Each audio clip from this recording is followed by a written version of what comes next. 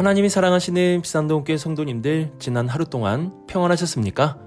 오늘 우리에게 주시는 말씀은 창세기 48장 1절에서 7절까지입니다. 하나님의 말씀을 함께 읽겠습니다.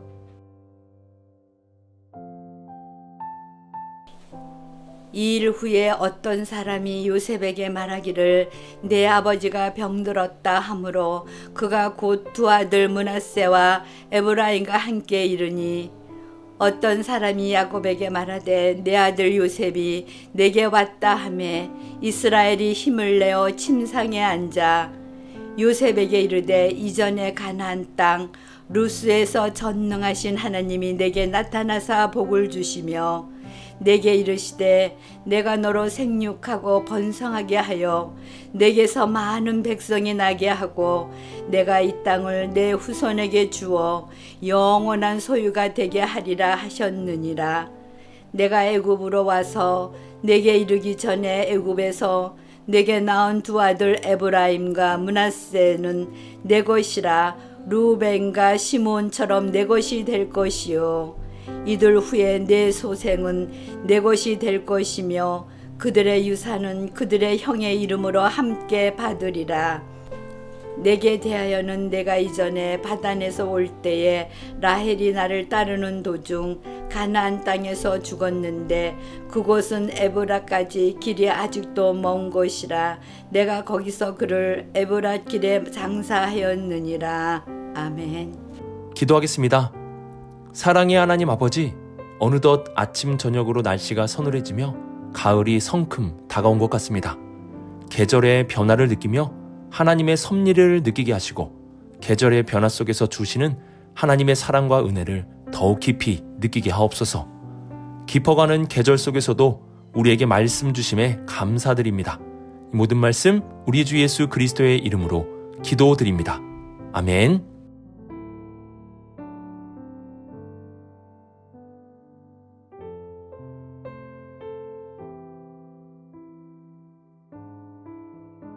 (1절을) 보시면 이 일 후에 라고 시작하는 것을 볼 수 있습니다.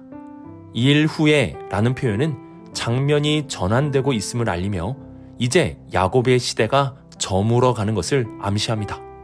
그래서 야곱이 병들었다는 말은 단순히 아프다는 뜻이 아니라 죽음이 가까워졌다라는 뜻입니다. 이 소식을 들은 요셉은 두 아들 므낫세와 에브라임을 데리고 아버지의 임종을 지키기 위해 찾아옵니다. 제가 얼마 전 한 성도님에게 목사님, 인생은 생로병사입니다 라고 하시는 말씀을 듣게 되었습니다. 그 성도님 말씀대로 인생은 생로병사입니다. 태어나고 늙어가고 병들고 죽는 것, 이것이 우리의 인생입니다. 이러한 관점으로 우리의 삶을 보면 참 더덥고 두렵고 염려가 생길 수밖에 없습니다. 오늘 말씀의 야곱도 이러한 인생의 길을 걸어가고 있는 모습을 보여줍니다. 그러나 야곱의 생애는 생로병사에서 멈추지 않습니다. 그는 죽음 앞에서도 여전히 해야 할 일이 남아있는 사람의 모습을 보여주고 있습니다. 2절을 보시면 어떤 사람이 야곱에게 말하되 내 아들 요셉이 내게 왔다 하며 이스라엘이 힘을 내어 침상에 앉았다 라고 말씀합니다. 여기서 어떠한 사람이 야곱에게 말했다는 것은 그의 시력이 흐려져서 앞을 보기가 어려웠다는 뜻을 함축하고 있습니다. 야곱은 나이가 많이 들었고 병들었으며 그로 인해 앞을 볼 수가 없었습니다. 이제 앞을 볼 수 없는 죽을 날만 바라보는 삶이 그 앞에 있었습니다. 그런데 야곱은 그렇게 죽을 날만 바라보는 것으로 인생을 마무리하지 않습니다. 그는 그 침상에서 있는 힘을 다해 앉았습니다. 이는 단순한 육체의 움직임이 아니라 마지막까지 사명을 감당하려는 영적인 결단의 모습이었습니다. 성경은 이 순간을 그를 향해 야곱이 아니라 이스라엘이라 부릅니다. 인생의 마지막 순간에도 하나님의 약속을 붙들고 일어난 사람, 하나님과 씨름하던 그가 하나님의 약속을 붙드는 믿음의 사람으로 서 있는 것을 보여주는 것입니다. 야곱의 삶은 많은 사람들이 가는 생로병사의 삶이었습니다. 그러나 그의 삶은 마지막까지 하나님의 약속을 붙잡는 사명자의 삶이었습니다. 그는 죽는 자로 살아가는 것이 아니라 사명자로 살아갔습니다. 3절을 보시면 야곱은 있는 힘을 다해 침상에 앉아서 요셉에게 이러한 말을 합니다. 전능하신 하나님이 가나안 땅 루스에서 내게 나타나 복을 주셨다. 그는 루스 곧 베델에서 하나님을 만났던 일을 기억하며 그 하나님을 요셉에게 전합니다. 여기서 전능하신 하나님 곧 엘샤다이는 모든 일을 할 수 있는 능력자라는 뜻만이 아니라 약속하신 것을 반드시 이루시는 하나님의 능력을 뜻합니다. 야곱은 자신의 평생을 돌아보며 하나님께서 약속하신 말씀을 지켜오셨음을 증언하고 있는 것입니다. 야곱은 이렇게 전능하신 하나님의 복의 약속을 받았고 4절을 보시면 그 약속이 자신에게서 끝나는 것이 아니라 계속될 것을 말씀합니다. 생육하고 번성하게 되는 복이 계속될 것이고 하나님이 이 땅을 주신다는 약속이 계속될 것이라는 사실을 요셉에게 알려줍니다. 야곱은 마지막까지 하나님의 전능하심을 증거하며 하나님이 주신 약속이 이루어질 것이라는 사실을 요셉에게 전하였습니다. 그는 마지막까지 이 사명, 하나님은 전능하시고 하나님의 약속이 이루어질 것이라는 말을 전하는 자로 살았습니다. 우리에게도 사명이 있습니다. 하나님이 어떠한 분이신지 우리의 자녀 손들에게 남겨주어야 합니다. 여러분의 삶을 통해 알게 된 하나님은 어떠한 분이십니까? 하나님은 전능하신 분 아니십니까? 그분은 우리에게 약속하신 것들을 이루어 주셨습니다. 그러면 어떠한 약속들을 이루어 주셨습니까? 예수 그리스도의 십자가를 통해 우리의 죄를 용서해 주신 그 약속의 사건, 그리고 우리의 삶에 성령님을 보내주셔서 함께 해주신다라는 약속을 이루어 주셨고, 예수 그리스도의 부활이 나의 부활이 되는 약속을 이루어 주셨습니다. 하나님이 예수님 안에서 주신 약속은 곧 우리에게 주신 약속입니다. 그러므로 우리는 늙고 병들어 죽는 자로 살아가는 것이 아니라 사명자로 살아갈 수 있어야 합니다. 내 삶에 예수 그리스도 안에서 이루어진 그 약속들을 우리 자녀들에게도 전해줄 수 있어야 합니다. 그럴 때 그 약속은 내게만 이루어지는 약속이 아니라 우리 자녀들에게도 흘러가는 지속되는 약속으로 나타나게 될 것입니다. 야곱이 베델의 하나님을 붙들고 마지막까지 사명자로 살았듯이 우리도 하나님의 전능하심을 증거하며 약속의 말씀을 전하는 자로 살아갈 수 있어야 합니다. 죽는 자로 살지 마시고 사명자로 사는 인생, 그것이 하나님이 우리에게 바라시는 참으로 복된 길입니다.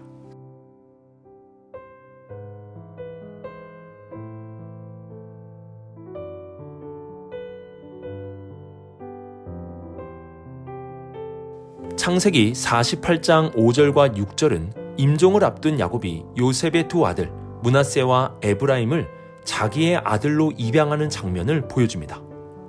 야곱은 장자 르우벤과 차자 시므온을 대표적으로 언급하며 두 손자를 자기의 아들의 반열에 올려놓는다고 말씀합니다.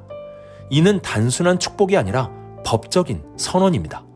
그 결과 요셉은 한 아들이면서 두 몫을 받게 되고 에브라임과 므낫세는 다른 아들들과 동등한 지파의 지위를 갖게 되었습니다. 야곱은 죽음의 문턱에서조차 약속을 다음 세대로 분명하고 구체적으로 계승합니다. 야곱은 마지막 유언을 통해 요셉에게는 2배의 몫을 주겠다고 말합니다. 아들마다 하나의 몫이 있는데 요셉은 두 아들에게 그 몫을 똑같이 돌려주기 때문에 요셉은 두 몫을 받게 되는 것입니다. 이후에 여호수아 시대에 가나안 땅을 점령하고 땅을 분배할 때 야곱의 12명의 아들들 중에 레위 지파를 제외하고 야곱의 10명의 아들과 요셉의 두 아들까지 해서 12지파가 땅을 분배받게 됩니다. 이렇게 요셉은 두 형제의 몫을 아버지로부터 받게 됩니다. 우리는 여기에서 왜 요셉만이 두 몫을 받게 되었는지에 대해 질문을 할 수 있어야 합니다. 왜 요셉은 두 몫을 받았습니까? 여전히 야곱이 라헬의 아들인 요셉을 차별하는 마음을 가졌기 때문일까요? 아닙니다. 그렇다면 라헬의 마지막 아들인 베냐민에게도 두 몫을 주어야 할 것입니다. 하지만 베냐민은 다른 형제들과 같이 한 몫을 받았습니다. 그러면 왜 야곱은 요셉에게 두 몫을 주려고 했을까요? 우리는 그동안 요셉의 이야기를 쭉 보아왔습니다. 요셉이 애굽에 팔려갔을 때, 억울하게 감옥살이를 했을 때, 그리고 애굽의 총리가 되고 그 총리의 자리에서 어떻게 자신에게 주어진 일들을 감당했는지, 무엇보다 요셉이 자신의 형제들을 용서하고 아버지를 어떻게 모셨는지, 우리는 지금까지 말씀을 통해 요셉의 삶을 구체적으로 살펴보았습니다. 오늘 말씀에서 요셉이 받은 두 몫은 아버지의 차별적인 사랑의 결과로 준 것이 아니라 그동안 요셉이 살아온 삶에 대한 축복이라고 할 수 있습니다. 처음의 채색옷은 야곱의 차별적인 모습의 결과였다면 지금의 두 몫은 요셉이 살아온 삶에 대한 축복이었습니다. 우리는 이러한 말씀을 통해 하나님이 주시는 복에 대해 두 가지 관점이 있다는 것을 알 수 있습니다. 하나는 전적인 은혜의 관점입니다. 하나님의 복은 하나님의 은혜 안에서 주시는 것입니다. 아브라함에게 처음으로 복을 선언하실 때 그가 다른 사람보다 더 나은 의의가 있었기 때문에 주신 것은 아니었습니다. 이는 하나님의 은혜로운 주권 안에서 주신 것입니다. 이와 함께 하나님이 주시는 복에는 우리가 살아온 삶에 대한 복도 있습니다. 요셉과 같이 하나님이 맡기신 일들을 잘 수행할 때 하나님은 복을 주십니다. 요셉이 받은 2배의 몫은 이렇게 하나님의 주권적인 은혜의 복과 살아온 삶에 대한 복, 이 두 가지의 복을 보여주고 있습니다. 우리가 하나님 앞에 받아야 할 복은 바로 이 두 가지의 복 모두여야 합니다. 하나님의 은혜로 큰 복을 받으시고 그 복에 감사하여 우리의 삶의 순종의 열매를 맺는다면 우리의 삶을 통해 주시는 복도 받게 될 것입니다. 하나님의 은혜로 받은 복과 살아온 삶에 대한 복을 함께 받으며 살아갈 수 있는 우리 모든 성도님들이 되시길 주님의 이름으로 축복합니다.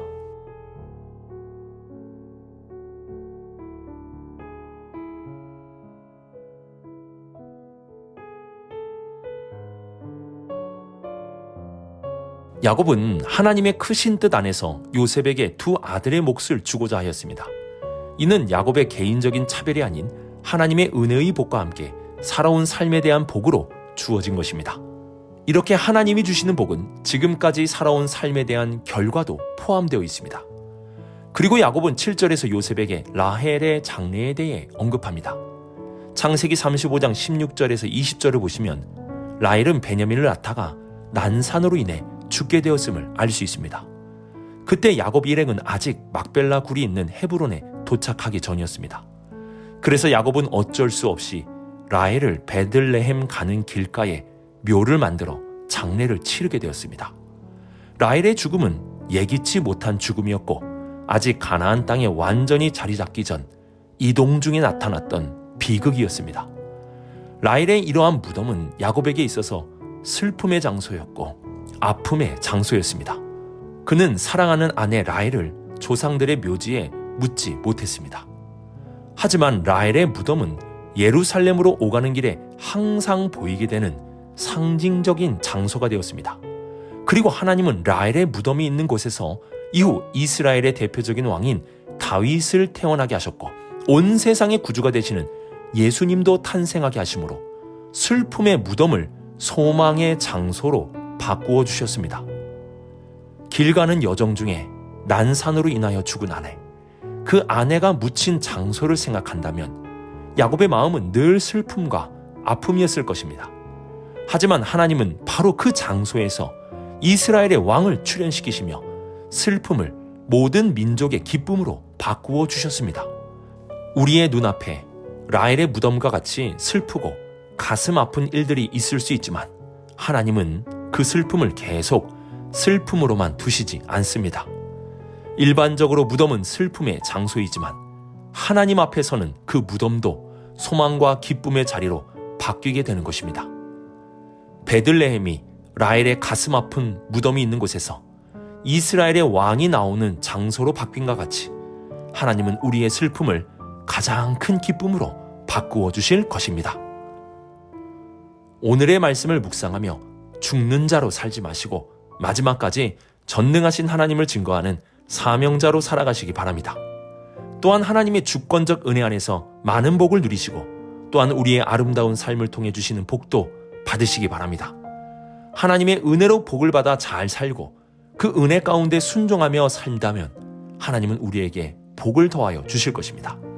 마지막으로 하나님은 베들레헴이라는 슬픔의 장소를 소망과 기쁨의 장소로 바꾸어 주셨습니다. 이처럼 하나님은 우리의 슬픔을 바꾸어 기쁨으로, 소망으로 만들어 주실 것입니다. 오늘 하루도 사명자로 살고 복을 받으며 살고 우리의 슬픔을 기쁨으로 바꾸어 주실 하나님을 소망하며 살아가는 우리 모든 성도님들이 되시길 주님의 이름으로 축복합니다. 기도하겠습니다. 사랑의 하나님 아버지, 우리의 삶이 사명자의 삶이 되게 하시고 주님이 주시는 많은 복과 함께 삶을 순종으로 감사로 살아감으로 삶을 통해서도 주시는 하나님의 복을 받으며 살게 하여 주옵소서. 또한 우리 성도들의 슬픔의 자리를 기쁨의 자리, 소망의 자리로 바꾸어 주옵소서. 오늘도 우리의 구원과 소망이 되시는 주님을 바라봅니다. 이 모든 말씀 하나님의 아들 우리 주 예수 그리스도의 이름으로 기도드립니다. 아멘.